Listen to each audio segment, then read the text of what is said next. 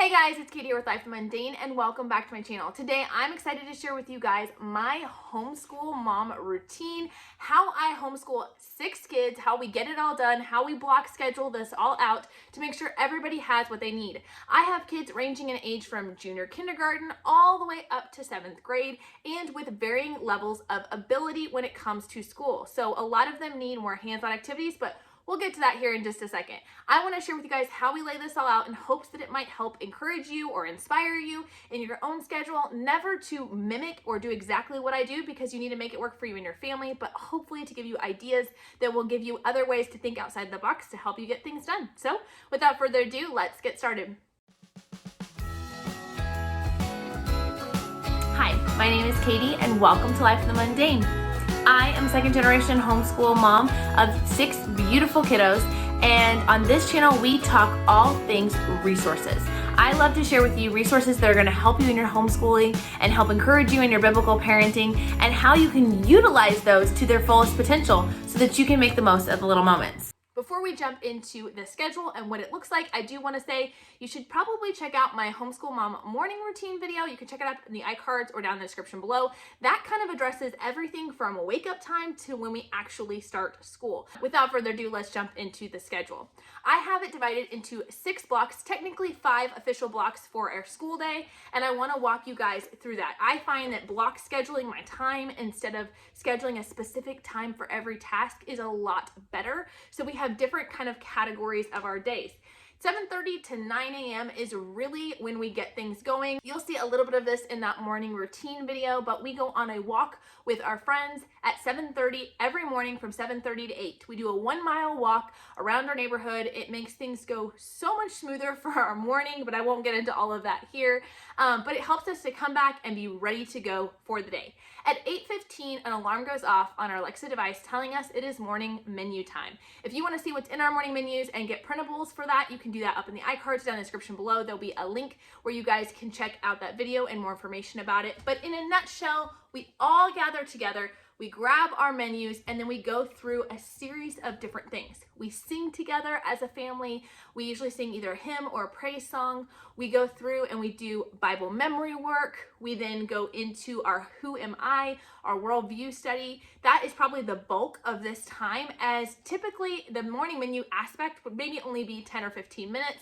But because we do our Bible time as part of that, it expounds it into about a 30 to 45 minute segment. And I would not change it for the world. I love this curriculum so much. But that's beside the point.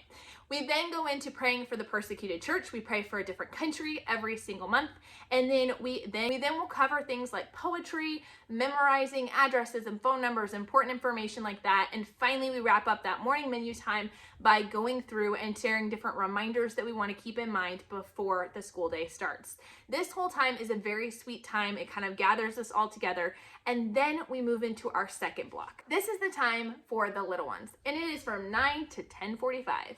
This time is when I really focus on working with my 3 youngest kids. My older 3 kids all have a big stack of independent work that they can do on their own. It includes, but is not limited to, teaching textbooks, doing fix-it grammar. They have their Bible reading that they do for their own personal devotions. They have readers that are assigned for their Sunlight reading that they need to do. And of course, they have spelling. So those are things they can go off and do on their own. And during this hour and 45-minute block, I am all about the little ones. So during this time, I'm kind of working with the 3 little ones simultaneously for a little while, and then I fully focus on my 4th grader, who is my oldest of my littles.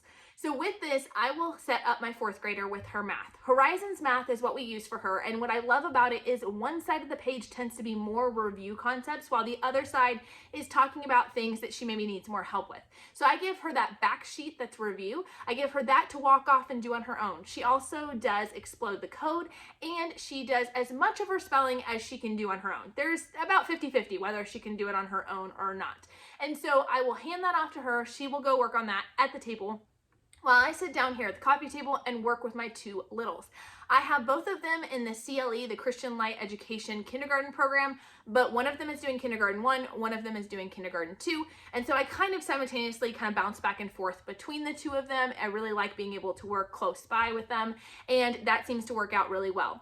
After the little ones are done with their CLE work, I do have some additional work that I do with them on math. This is very low-key math work that I'm kind of doing with them, just basics of counting, shapes and counting and colors. And so at that point, they are done with their book work and they will then move on to play. We have some educational activities. If you guys didn't see my video on some of my homeschool favorites for the month of September, be sure to go check that up in the iCards and down in the description below. But essentially, there is an amazing company called Buckets and Berries that has printable educational activities that your kids can play with and learn through play. So my kids will go pick out one of those, they'll play with those activities while I then transfer my energy and effort into my 4th grader. I will sit down with her, I will finish up any spelling she was not being able to accomplish beforehand. We will do that extra page in math that she needed help with, and then we will move into doing her all about reading. If she has it that day, grammar, she alternates every other day, whether or not she does grammar or not. And just starting this week, we are starting to do the Writing 8 exercise from Diana Craft's Right Brain Phonics program with her. Now, I do this with my older son. You'll see that here in just a second, but we do sit down and I started working on that with her and just kind of introducing that concept because she really needed help. She's having a lot of letter reversal, so we wanted to kind of nip that in the bud now instead of waiting as long as we did with my son.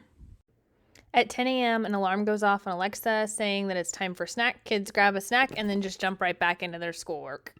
After she is finished, we are still in that block of time. We get a lot done in this amount of time. These lessons are very short, simple, and easy. And so at that point, I kind of have sort of another morning basket time for just my littles. So I will gather all 3 littles together. We will sit down and go through a stack of books. It looks like a ton of work, but again, each time is maybe 5 minutes, maybe at most. So it's very, very short and sweet. We go over a manner for the week and talk about what that is. We talk about that. We take time to go through what your preschooler needs to know. They have a great book full of lots of different games, activities, ideas, as well as a few fun history facts. So for instance, they have a history section, and on this particular day, we literally just read 1 paragraph about George Washington. Like, it's very basic and simple. I'm really not even concerned about whether they fully get it or not, but they enjoy hearing the lessons.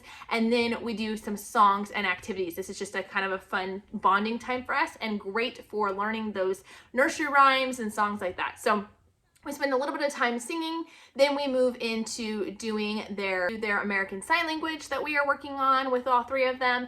I'm doing the kindergarten enrichment program from Memoria Press. And so with that, you pick 1 book, and for the week, you read that entire book every single day, kind of like before 5 in a row type style. And then you have different activities or questions that you ask. So this particular week, we were doing how to make an apple pie and see the world. So we read that together. And then our last thing for that time frame is either alternating My Story Kindergarten from Master Books, which is like a social studies. We're doing Apology as preschool science.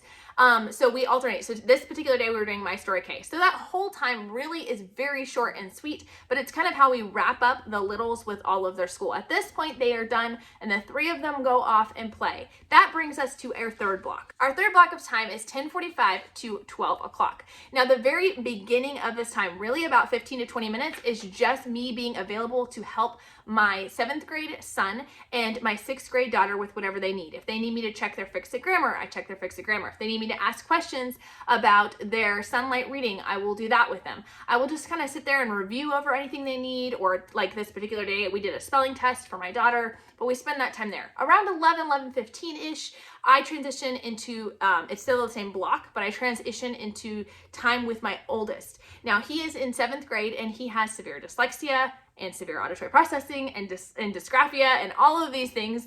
And so we actually spend a big block of time, about 45 minutes to an hour of me sitting down and just working on school with him. We have a series of exercises that we do, brain training exercises, as all part of Diana Craft's Right Brain Reading Phonics program. And then we jump into his reading program. And his reading program actually encompasses a whole lot of things. We do reading, we do a little mini spelling test, we work on sight words, we work on spelling those sight words, we work on vocabulary and additional reading practice. It's just a whole lot of elements in one, and we just spend that whole time kind of working on all of those elements together. At this point, my daughter is starting to make lunch around that 11:45, 12 o'clock. She's starting to make lunch, and then we all gather together. Now, some afternoons, this is where things get a little bit different. We get into our last block of official school time, and with this is where things depend on the day. But for the most part, either after they have finished lunch or while they are eating lunch, we will finish out our schoolwork with our sort of afternoon basket time. We'll come all back together and we will do our history through sunlight. We will alternate science or geography, just depending on the day, and we will do our read aloud together. This block lasts from about 12. I've blocked off till 2, but it really ends up being closer to like 1:15 or 1:30, just depending on if we did a long lunch or not. Then at this point, we are officially done with our school day. That being said, we do a quick pickup after we're done with our official school day, and then we move into quiet time. If kids have not finished their school prior to this, or if they have additional activities or things they need to do, they will do that during quiet time. So quiet time is sort of our makeup hour slash quiet time to just kind of enjoy whatever you want during that time. After that, they'll be into their official afternoon schedule. I can cover that in a different video if you guys want to see that. Each day varies just a little bit. We tend to have 3 days where we are out in the afternoons. So that time, the kids usually are done with school by then and they don't need to use that time during quiet time. Mondays and Wednesdays are extracurricular days. So for my 3 oldest, they all have extracurriculars they're doing. My son is doing a small engine repair class.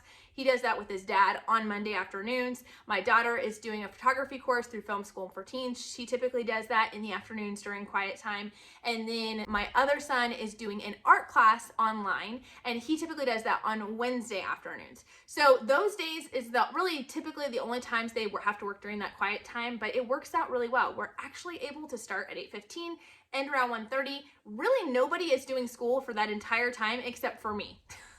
So it is a very long day for me, but I find staying focused, just getting in, getting it done has really been helpful in having that little bit of buffer time. We're not having to go nearly as late as I thought we would have to go this year. And I just hope it helps to actually see how this all works out. If you want to know what our afternoon routine looks like, let me know down in the comments. It's very structured, but it's very different day to day. So I'm not sure how that's going to turn out in a video, but I'd be happy to share with you guys if that's something you're interested in. And be sure to subscribe because we have a lot of great content coming up soon. We'll talk to you guys later. Bye.